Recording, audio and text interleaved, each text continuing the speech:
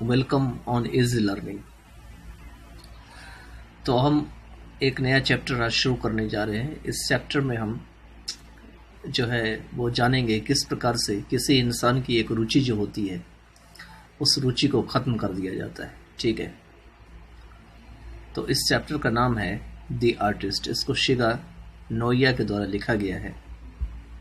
तो पहले देखते हैं कि शिगा नोया जो है कौन थे। तो शिगा नोया, इनका जन्म 1883 में हुआ था और इनकी जो डेथ है वो 1971 में हुई थी। ठीक है, is a celebrated Japanese short story writer. ये कौन होते हैं? एक जाने माने हुए जापान के, मतलब शॉर्ट स्टोरी का मतलब होता है जो छोटी लेखन करते हैं, छोटी कहानी लिखते हैं, उसके लेखक हैं। ऑफ द, यह है आपका 20th सेंचुरी, मतलब 20वीं सदी के। He wrote very sensitively about his people and their culture. उन्होंने बहुत ही सेंसिटिवली रूप से, सेंसिटिवली होते हैं जब आप किसी चीज़ को देख करके उस पर सोचते हैं या उसको मन में उतारते हैं तो उसको सेंसिटिव कहा जाता है। तो उन्होंने बहुत ही सेंसिटिवली जो है अपने लोगों के बारे में और अपने कल्चर के बारे में लिखा। The artist unfolds before us the world of A talented Japanese boy. कहते हैं जो आर्टिस्ट है वो हम सबके सामने में एक जो जापानीज बॉय है वो बहुत टैलेंटेड है। ठीक है, उसकी जो है दुनिया है उसके बारे में बताती है। अनफर्ल का मतलब होगा यह बताना, जिसका नाम होता है सिबे। ठीक है, सिबे। It shows how the adult world often causes damage to such talents. मतलब यहाँ यह दिखाती है कि किस प्रकार से जो ये इतनी बड़ी दुनिया है, एडल्ट वर्ल्ड है, वो अक्सर ऐसे टैलेंट के जो है वो नुकसान पहुंचाते हैं। तो शिगा नोया के बारे में दिया हुआ है कि एक जापानीज शॉर्ट स्टोरी राइटर है 20th सेंचुरी के। वह अपनी कल्चर और अपने पीपल के बारे में जो है लिखे हैं। और यहाँ पे इस चैप्टर में हम जो है एक टैलेंटेड जापानीज बॉय जिसका नाम सिबे होते हैं उसके बारे में हम स्टडी करने जा रहे हैं।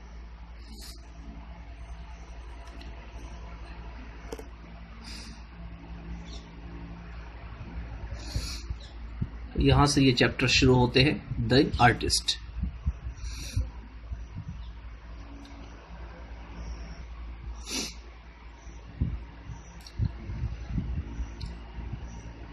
Sibe's parents knew that he often went out to buy himself goats. ठीक है, तो ये गोट्स क्या होते हैं? गोट्स होते हैं एक प्रकार की जो सब्जी के टाइप के होते हैं, लंबे से, उसको गोट्स कहा जाता है। ठीक है, तो चलिए हम आगे बढ़ने से पहले कुछ वर्ड्स को जो है देख लेते हैं जो बहुत इंपॉर्टेंट है चैप्टर में। तो ये है वर्ड्स गोट्स। ये जो है एक लार्ज है, लार्ज मीन्स बहुत बड़ा। फ्लैशी, फ्लैशी का मतलब होता है जिसके अंदर में फ्लैश होता है। फ्लैश मतलब जैसे मनुष्य के फ्लैश होते हैं वैसे फ्रूट के भी फ्लैश होते हैं, जिसको गुद्दा कहा जाता है।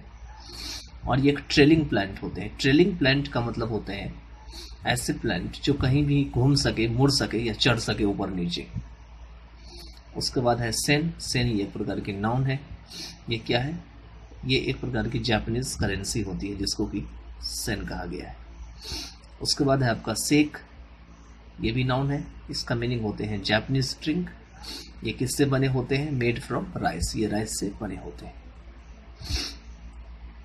उसके बाद है आपका drinks. The last few drops left in a glass. मतलब कुछ ऐसे बूंद जो कि ग्लास में छूट जाती है उसको ड्रिंक्स कहे जाते हैं। इसके बाद है आपका पैशनेटली, मतलब कीनली, मतलब कोई ज़्यादा बहुत ही इच्छा के साथ जब हम करते हैं, बहुत ही उत्साह या फर्वेंटली के साथ करते हैं तो उसको जो है पैशनेटली कहा जाता है।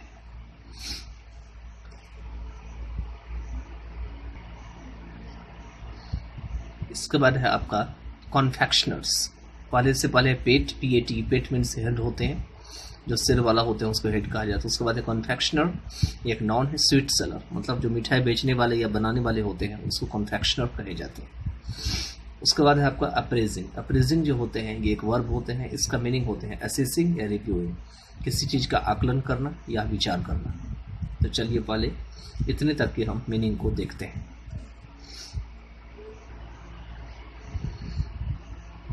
तो कह रहे हैं यहाँ पे कि सेबे के जो माता पिता थे वो जानते थे कि वह मतलब सेबे जो है वो अक्सर जो है वो बाहर चला जाया करता था। वेंट आउट, क्या खरीदने के लिए?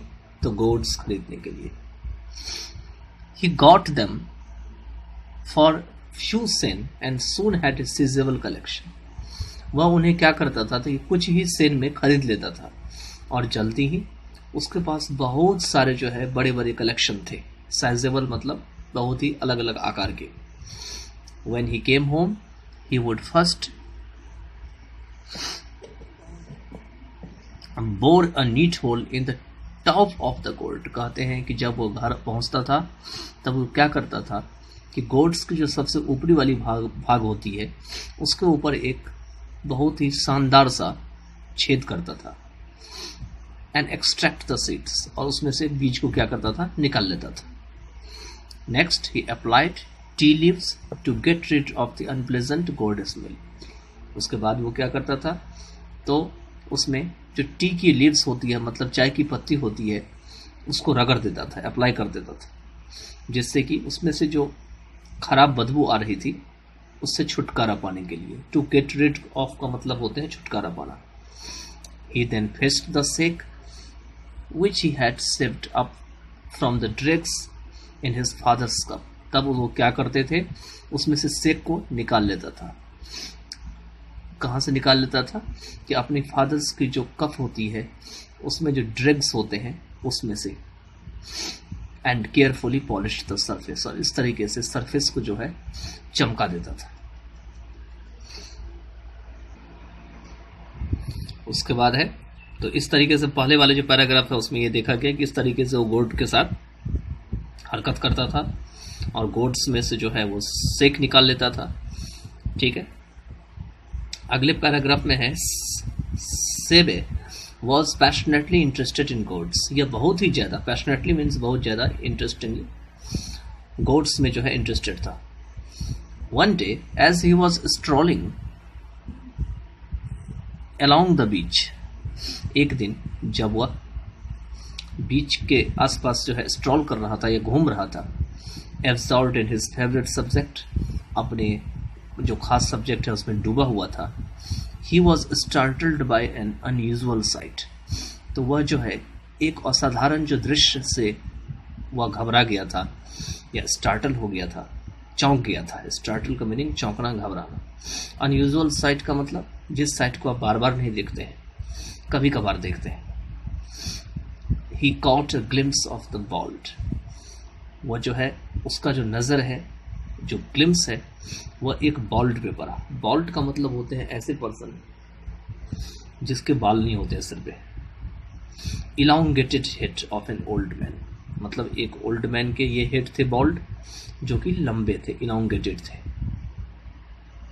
Hurrying out of one of the huts by the beach, जो कि बहुत तेजी से जो बहुत सारे हट्स बने थे बीच के किनारे उसमें से बाहर निकल रहा था।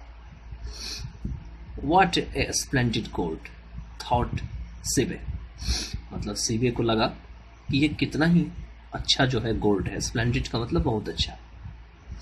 The old man disappeared, आगे है from sight, मतलब जो ओल्ड मैन है वो उस साइट से गायब हो गया।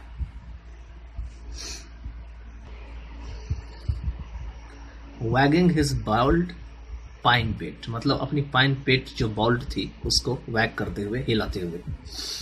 Only then did Sibe realize his mistake and he stood there laughing loudly to himself।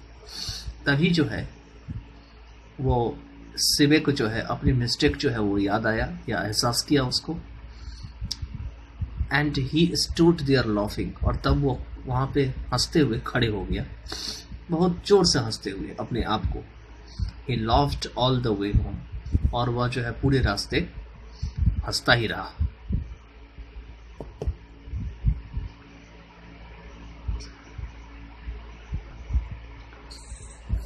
उसके बाद है whenever he passed a grocery, कहते हैं कि जब कभी वो ग्रोसरी को से होकर गुजरता था एक क्यूरियो शॉप। क्यूरियो शॉप वही है जहाँ पर में ये सब सारी चीज़ें बिकती है। अ कॉन्फेक्शनर मतलब वही मिठाई बनाने वाला, या वाकई में, और इनफैक्ट एनी प्लेस, या कोई ऐसा जगह जहाँ पे कि जो है गोड्स को बेचा जाता था, sold goods. He stood for a minutes on end, तो वो अंत में जो है कम से कम मिनटों जो है खड़े रहता था। His eyes glued to the window appraising the precious fruit, और उसकी जो आंखें हैं वो बिल्कुल उस पे जो है टिका रहता था।